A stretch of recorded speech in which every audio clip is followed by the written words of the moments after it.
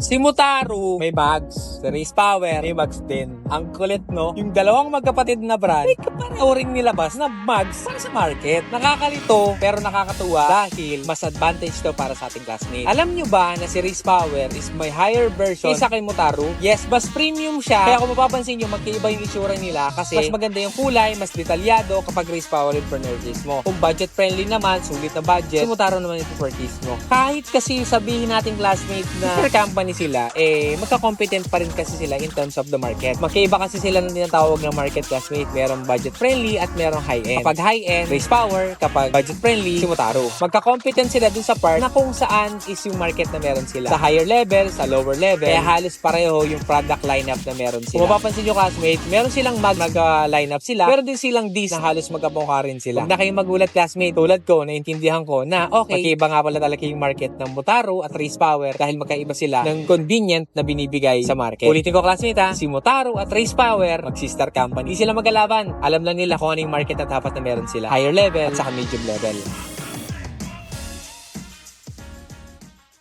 Classmate, kung interesado ka, pwede kang pumunta sa amin sa Secret Shop, Bulihan, upang mag-purchase ng mga product na meron tayo. We are located at Block 41, Lot 19, Barangay Acacia, Bulihan, Silang Cavite. Kita-kits tayo dun ha. Welcome na welcome ka para mag-purchase ng mga product na meron tayo.